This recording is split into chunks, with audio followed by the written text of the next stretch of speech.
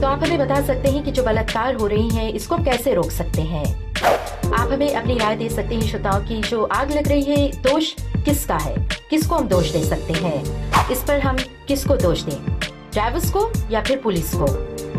नमस्ते फीजी, देश की धड़कन रेडियो फीजी 2 पर मैं मोहिनी। हमारे साथ में शामिल हो जाइएगा दृष्टिकोण प्रोग्राम में हर सोमवार से शुक्रवार तक रात 7 से 8 बजे तक दृष्टिकोण प्रोग्राम में।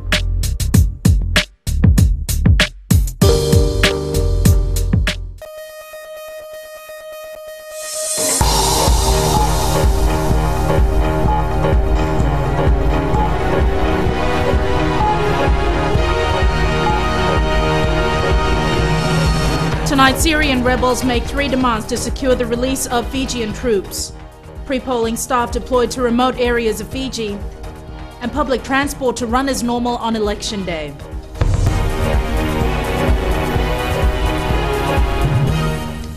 Good evening, I'm Jackie Spate, and this is FBC News. Intense talks are underway to negotiate the release of 45 Fijian peacekeepers detained by the Syrian rebel group Al-Nusra Front since Thursday. The rebel group has put forward 3 demands for the UN to meet. Army Commander Brigadier General Mosese Tikoitonga told the media today that a team comprising of professionals from New York is now handling talks instead of the UN Crisis Management Team. Vositokote Wasawasa reports. It's day 6 and the whereabouts of our soldiers remain unknown. The UN has advised the Fijian military that it will exhaust all its resources to try and secure the safe release of the 45 peacekeepers. I also have been told by UN headquarters that the negotiation team are now in place in Syria, a professional negotiation team from New York. And they have now taken over the negotiation from the crisis management team made up of force commander and his senior officers at Randolph. So now the negotiation has moved up another level with professional negotiations from New York now in place to take over the negotiations. The militants who have links to Al-Qaeda have outlined 3 demands to the UN in exchange for the release of the soldiers. First, they insist that the UN take them off the UN terrorist list, the Al-Nusra group. They want their organization taken off the terrorist list. They've also asked or demanded from the UN to provide humanitarian assistance to the people of Ruta, which is a town on the outskirts of Damascus, and it's an Al-Nusra dominated area. And the third is they now asking for compensation of the 3 casualties with the UN confrontation in the last couple of days. Tikoitonga says the militants are not saying where the soldiers are being detained, but they are out of the battlefields. However, they have assured that the soldiers are being kept safely. Tikoitonga is now calling on the public to exercise empathy with the families of the 45 men and support them instead of giving false reports. Vositokote Wasawasa, FBC News. Meanwhile, Australia has offered its intelligence resources to help the United Nations track down the 45 Fijian peacekeepers.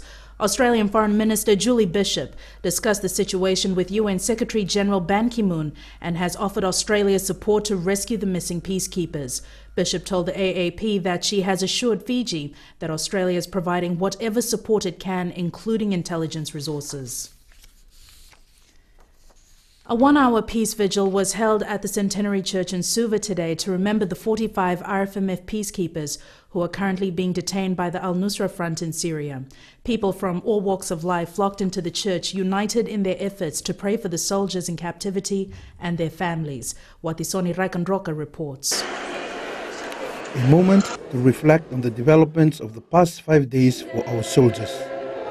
Methodist Church President-elect Reverend Tevita Nawandra assured the families of the captured soldiers that they are with them and are hoping for the best. The main reason is to make the families know that we are with them in their times of difficulties, in their times of bewilderment that they are going through when their loved ones father, son, or whatever, are captured in the Golan Heights. Reverend Nwanda says they worked with the military to organize this event, since there will be more families of the captured soldiers going to Botswana and the military camp for the peace vigil as well. He added that people from all ethnic groups and denominations join hands today to show their support for the families in remembering their loved ones. To the families, I think you see the crowd, the many people that have gathered here at the Centenary Church. Our support are with you. All the different races, all the different languages, and all the different denominations and religions that were there today are in support of you, praying with you, and hoping that the release may be sooner rather than later. The peace vigil will continue throughout the week, and members of the public are being encouraged to join the vigil or offer a silent prayer for the soldiers and their families. Watisoni Rekanroka for FBC News. 5 ships carrying polling staff, ballot papers and ballot boxes will tonight leave Suva for the Eastern Division. These are teams which will conduct pre-polling in their designated areas. Election Supervisor Mohammed Saneem confirms the teams are bound for the Lao Group, Lomaiviti and parts of Kandavu. He adds the vessels will reach their designated islands in time for the scheduled pre-polling dates. In fact, what we are doing today is sending off people who are going to the islands. But on the ground, in Viti level and Vanua level, our teams are also organizing to depart today so that they're there on time tomorrow. Pre-polling kicks off tomorrow in remote locations all over Fiji, running for 2 days before the elections. Election staff have also been deployed to these areas. There will be 1,337 pre-polling venues open from tomorrow in remote and rural areas. Electoral Commissioner Larry Thomas says the Electoral Commission is assisting the Fijian Elections Office from assessing pre-polling right up to the final count. Counting takes place immediately after the ballot polling ends, after 6 p.m. on polling day, and provisional results, barring any problems, several hours after that we get provisional results, and then of course the following day on the 18th we have the count for postal and for pre-poll, and the final official results should probably be 2 or 3 days, maybe a bit longer, and that's when the allocations of seats are made. All the pre-poll votes will be locked away once the teams return to Suva and will only be opened on September 18th for counting. Fiji Labour Party candidate Dr. Rohit Kishore says he is ready to lead the party into Parliament if the party caucus decides to choose him as their next leader.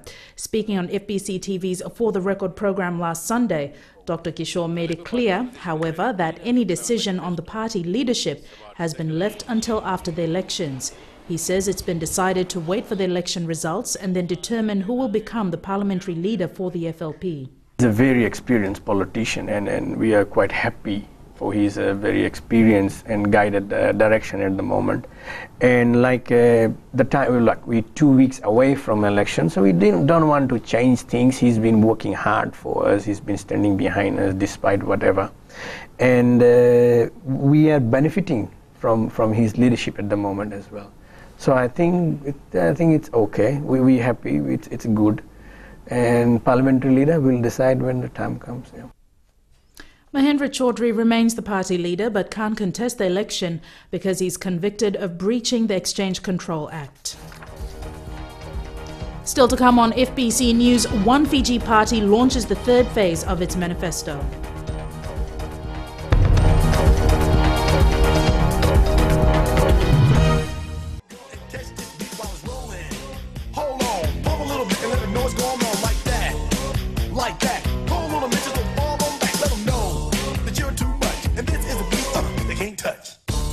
How are you doing, Fiji? Yes, indeed, fast approaching, well, the major bulletin.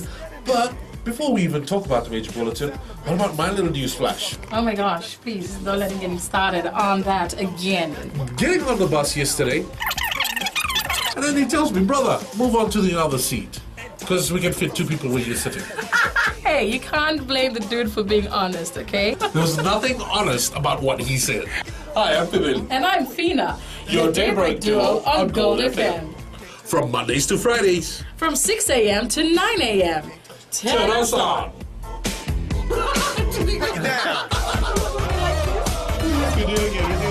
Isang bulan na mo cuma na matagi ko ni rawon ni bibo mo matagi ke misa mo po. Niya na isang bulan na sero ko ni sana no cuma kilo na mo cuma. Tu na sile. Isang bulan o yo Mr. Ben.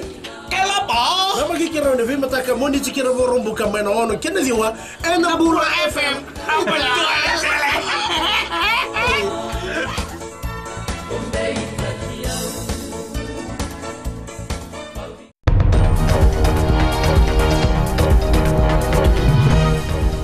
Welcome back. This is FBC News. Just a clarification going back to our story earlier. There are 547 pre-polling venues all over Fiji and not 1,300 as earlier reported. Pre-polling is only being held in remote areas of Fiji and only at 547 venues. The One Fiji Party has launched the third phase of its Manifesto policy in Navuso village in Nausori. The party proposes to establish a statutory body if elected into parliament forms the government to look at how they will improve the livelihood of Fijians. Chanel Sivan reports. The party has described the third phase of its manifesto as the game changer. If elected into government, the party, with proper consultation in parliament, will establish a biodiversity utilization land and livelihood authority, or BULA, which will directly interact with people in the rural areas in generating income for them. What the authority will do is that it will bring in all of these experts or these officers who will look after the greater rollout of a more diverse, if you like, more diverse platform of engaging with the people and allowing them to be assisted in a more realistic way. The party will also support country-level development, foster inclusive economic growth, improve opportunities for women and girls, continue to target investments in health and education, in clean water and sanitation, scale up social protection and employment programs, expand access to energy, and promote low-carbon development, improve domestic resource mobilization. The manifesto was launched last night and about 100 people attended the meeting. What is one immediate step which you will do for the people of Fiji, which will make your party stand out from all the other parties? Well, as I said, this is our game changer, and this is the thing that we have identified to be the answer to a lot of issues about cost of living and about unemployment. And so if we're able to roll this out and get consensus in Parliament to roll out the BULA program, it could be the best thing that, we say, it could be the best thing that can happen to Fiji. The party also focuses on the 21st century commercial farming and how well they will manage the marine resources. The One Fiji Party says gone are the days where people need to fight over land ownership, rather should now focus on how to utilize resources and compete in the global market. Chanel Shivan, FBC News. No need to worry about transport on Election Day as public service vehicles will provide normal services. It's been decided that public transportation will run all day so that voters can reach their polling stations and return home without too much hassle. Savara Tambor reports. September 17th is a public holiday to allow for the elections. Many voters were worried how they would get around since buses and taxis wouldn't be running on normal schedules. Permanent Secretary for Transport Francis Kane has directed the Land Transport Authority to consult with its PSV operators and provide normal service.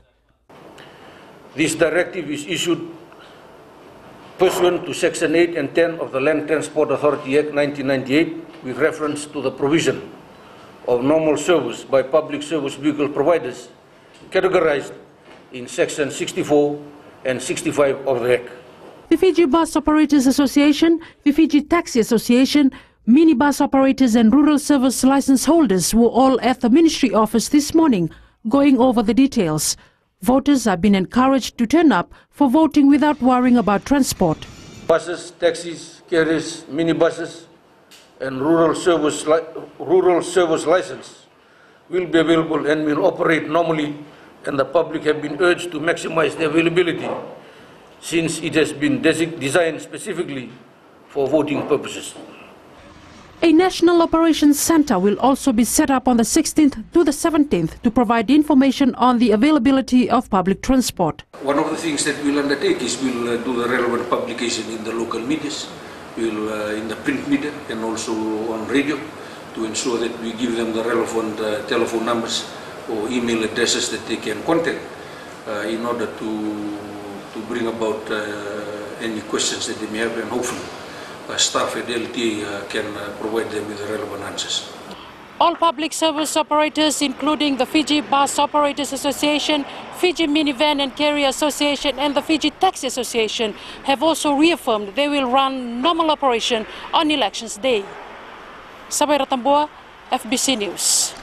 There has been a decline in bushfires in the West after a warning from the Commissioner Western's office. Acting Commissioner Luke Moroivalu had earlier placed a ban on fires in forests, bush and sugarcane fields. Akusita Tale has more. Around 484 bush, cane and forest fires were attended to last month, leading to a ban on any kind of open fires. While a slight drop has been seen, people are still not taking the warning seriously. The reports that I have received this morning, Fiji Pine has informed that there is some decrease in the burning of pine forests. However, there are still some burning going on. For example, in Nambo and Naputu last night, there was a huge fire in the area. 3 people have been arrested and 1 has been charged for causing fires intentionally. The task force team set up to control fires will continue to monitor all areas.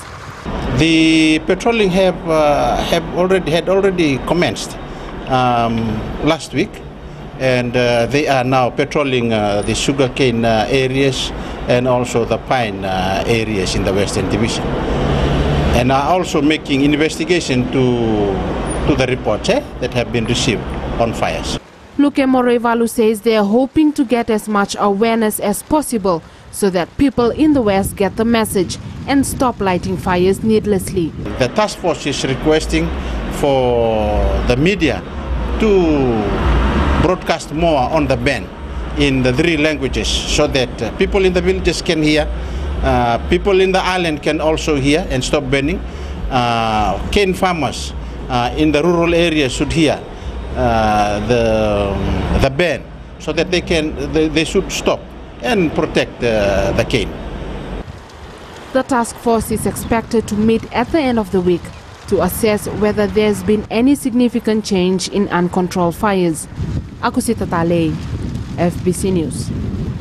Nadi Town's plans to become a city are being delayed due to ongoing talks to expand the town boundary. Special Administrator Robin Ali says they are now hoping to be Fiji's newest city by early 2016. Christopher Chand reports. Nadi made its intention clear in 2010. It wants to become Fiji's 3rd city. In 1999, town fathers tried and failed. Last year, the Ministry of Local Government approved the council's plan to become a city. Nadi Town only can become a city when it gets 20,000 population. Ali says Nadi Town has a population of 12,000 and to meet the requirement they have to extend the town boundaries.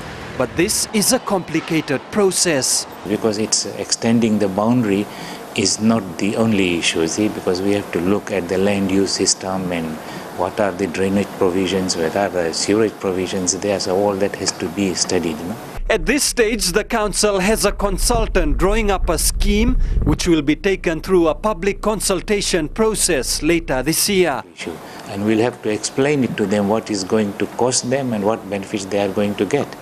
And if they are not happy, I don't think the minister would be happy then. There's no doubts that Nadi is growing exponentially, largely due to tourism. But becoming the jet-set city isn't going to happen overnight. There's still a lot more work ahead before the idea could become a reality. Christopher Chand, FBC News. Nadi is a thriving centre, and with the developments taking shape, it surely is showing all the signs of becoming a city. And Chris joins us live from our West office to tell us more.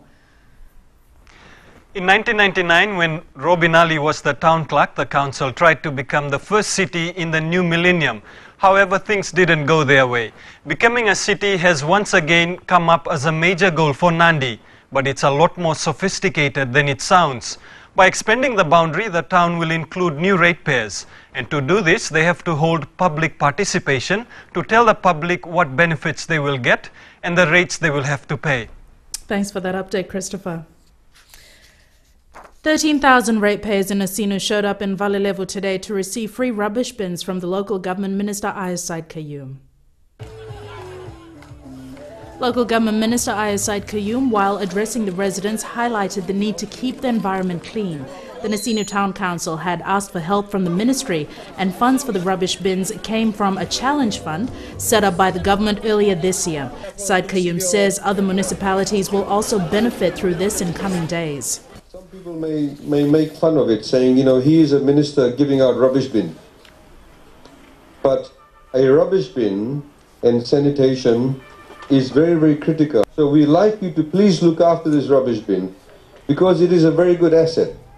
Just because it's been given for free, please don't misuse it or don't let it be broken within 1 week. The 13,000 rubbish bins cost $280,000. And Jamie joins you now with sports. Thanks, Jackie, and good evening. Coming up, the Stallions may be without three key players in its next defense of the Fairbrother Trophy, but are unfazed by the possibility, and Ventures Hockey Club, favourites for 2014 Marist Hockey Tournament. This and more after the break.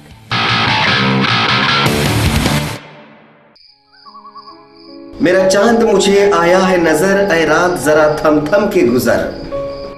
छाया है नशा मेरे आंखों पर, ऐ रात जरा थम थम के गुजर. रह जाए ना प्यासा मेरा प्यार, मेरे बाहों में भर दे मेरा यार, ऐ रात जरा थम थम के गुजर, ऐ रात जरा थम थम के गुजर. हाय मिर्ची एफएम पर मैं हूं Jitendra Shandil.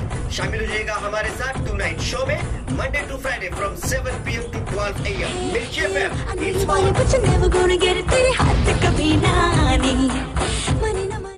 So what was the question again? Oh, why is it called the traffic jam? Well, you know, the reason is it's because I have two really cool cars. Seriously cool cars. And I love drifting, racing, because I am fast and slick, and plus I like to create a bit of traffic jam myself with a whole lot of great music. Burumnaka, my name is Real, your host and DJ, right here on the Today FM Traffic Jam every weekday from 3 p.m. to 7. Right here on Today FM, today's hit music.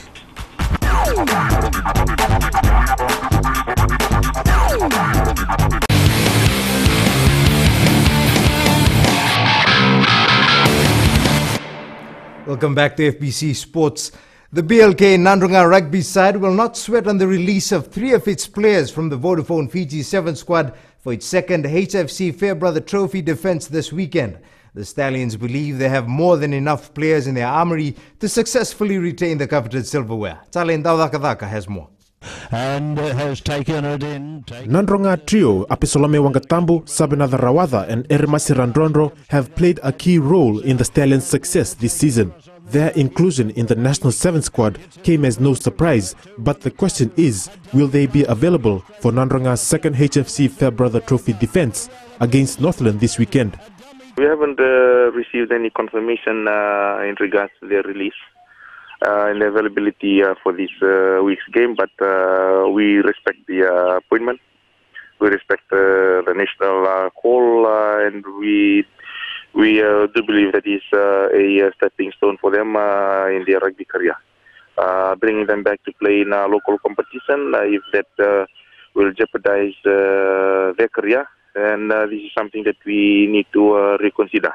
The Stallions are certain that the players' availability will not affect their preparations in ensuring the HFC Fairbrother Trophy remains in Nandronga. Northland is a Vanua-based team that will always have the Vanua behind the team and the support that can always psych the players up to be able to perform. beyond expectations. Meanwhile, the Fiji Sevens camp says it will confirm whether or not it will release the players later this week. Talendo Dakavak, FBC Sports. Ventures will be the hockey club to beat in the men's and women's division of the 2014 Marist Hockey Tournament. The Suva side are the front runners following their dominant form this season, as was witnessed in the Valerie Ndaveta Memorial Tournament last month. We're hoping to have a very competitive tournament.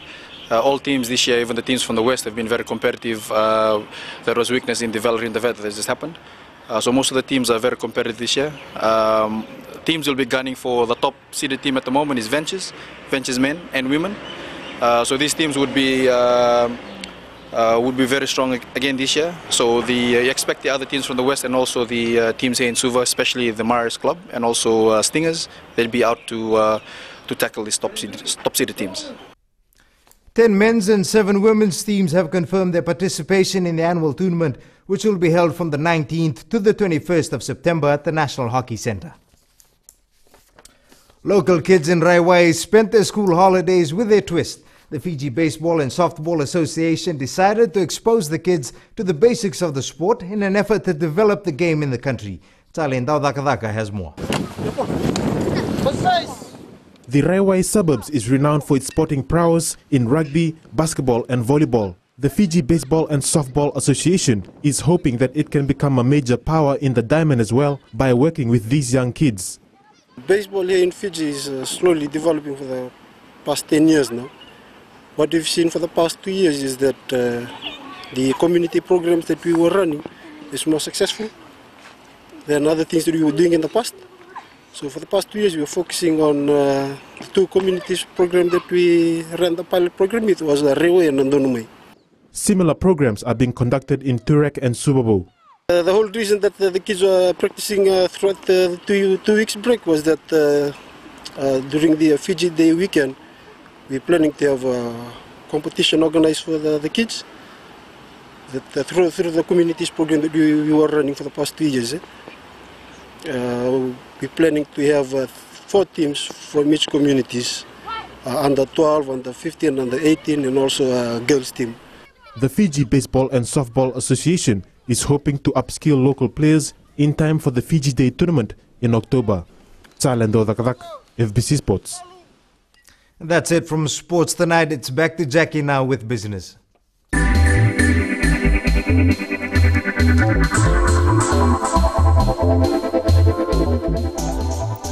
Visitor arrivals grew by 4% over the year to June to about 308,000 visitors. The Reserve Bank of Fiji's latest economic review says there were high arrivals from Australia, New Zealand, the US and continental Europe. Cane and sugar output were high as well because of mill efficiency and no major supply issues. The RBF says in the same period, wood chip production from Tropic Wood Industries Limited increased significantly to meet shipments orders. Gold, on the other hand, was a drag on economic activity due to the low-grade ore extraction.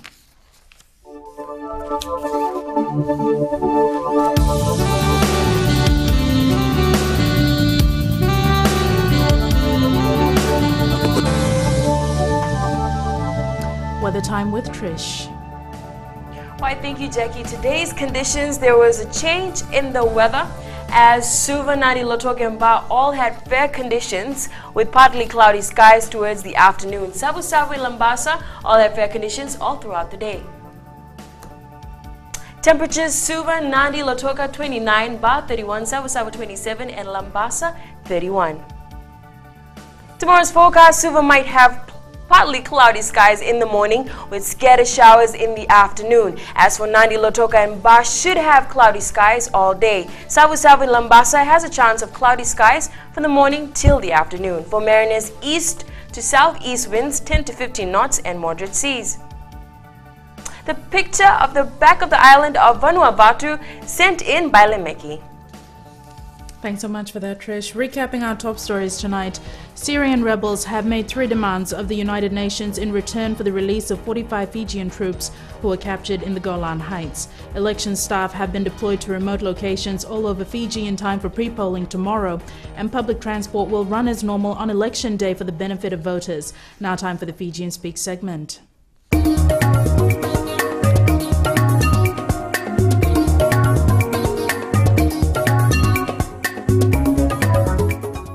Fiji face.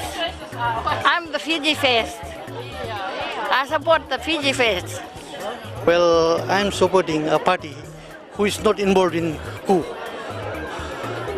That is my view. Many development is coming because the government of the day is making the development of the country, the city. They have to do because it's their job to do the development.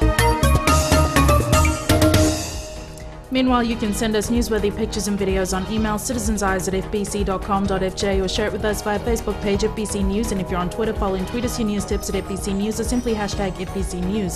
And to receive the latest headlines on your mobile phone, text subspace FBC to 777. That's News Tonight. Good evening.